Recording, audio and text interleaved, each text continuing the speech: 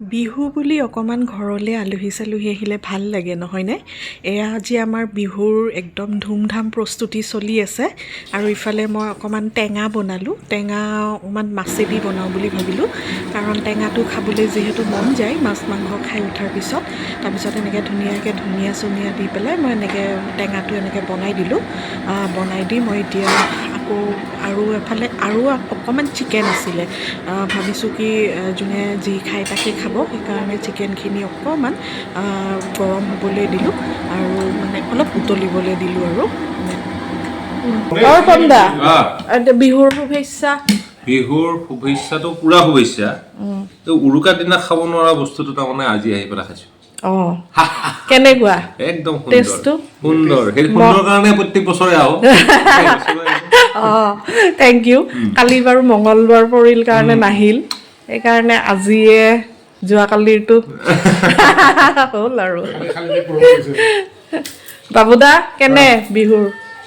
বিহু যোৱা বছৰ পোৱা নাছিলোঁ, এইবছৰ পালোঁ। এইবছৰ আৰু নিজৰ মানুহৰ বিহু খাই এটা বেলেগ আমেজে বেলেগ। তাত থাকিলোঁ হয় যদি বাহিৰত, তেতিয়া দুখী হৈ থাকিলোঁ। এতিয়া ইমান ক'বই নালাগে আৰু, কালিৰ পৰা বিহু লাগিয়ে আছে। আজিকালি যিটো পোৱাই নাযায় না, সেই আমেজটো নাই যদিও আমি এই পুৰণা আমেজটো ল'বলৈ চেষ্টা কৰি আছোঁ। আমিও এতিয়া বয়স হ'ল নহয়, বুঢ়া লাগিছো না লাহে লাহে, হয় নহয়?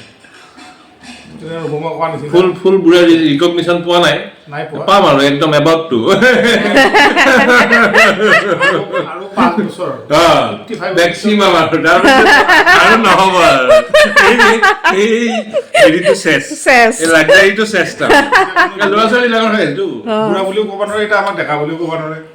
এতিয়া আমি মাজৰ মানে একদম মানে কি বুলি ক'ব এতিয়া 75% তাৰমানে ডেকা চেছ, 25% বুঢ়াত সোমাইছো আৰু 75% তাৰমানে বাকীখিনি যিখিনি আছে লাইফটো সেইখিনি থাকিব লাগিব তাৰমানে। কি হৈ যাব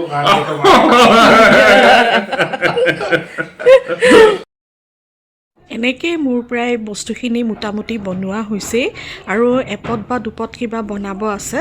আৰু ভাবিলোঁ কি অকণমান বেচনেদি এনেকৈ বেঙেনাৰ পকৰা বনাই দিওঁ, খাবলৈ খুব ভাল লাগে। আৰু ইফালে মাটি দালি কাঠ আলু দি বনাইছিলোঁ।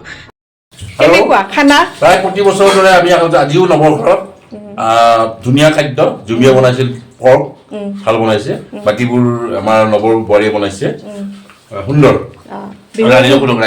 বিহুৰ শুভেচ্ছা পুৰা। মই যিহেতু নাখাওঁ, নৱৰ মিছেছে ধুনীয়া চিকেন বনাইছে, বঢ়িয়া লাগিছে, খালো, বহুত ধুনীয়া লাগিছে। সকলোলৈ ভোগালী বিহুৰ শুভেচ্ছা জনালো। খাওঁ নাখাওঁ, খালো, বঢ়িয়া। আৰু মানে তোমাৰ ভাষা নাই আৰু ধুনীয়া লাগিছে, সুন্দৰ হৈছে। ৰাজু দা কিবা ক'ব? বিহুৰ শুভেচ্ছা দি দিয়ক।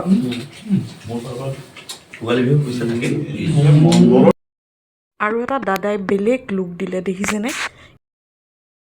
ৰেষ্ট লৈছে আৰু মানুহকেইটাই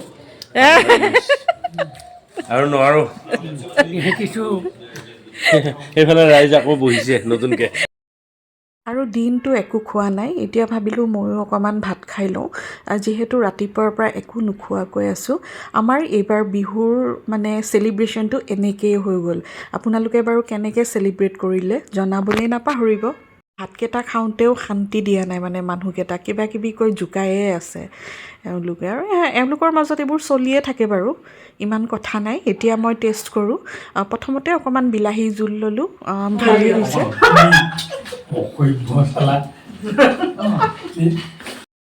আৰু আজি এই নতুন বছৰটোত সকলোৰে জীৱনলৈ সুখ সমৃদ্ধি আহক, তাৰেই কামনা কৰি লাষ্টত এখন ফটো নুঠিলেতো নহ'ব, আজিলৈ আহোঁ।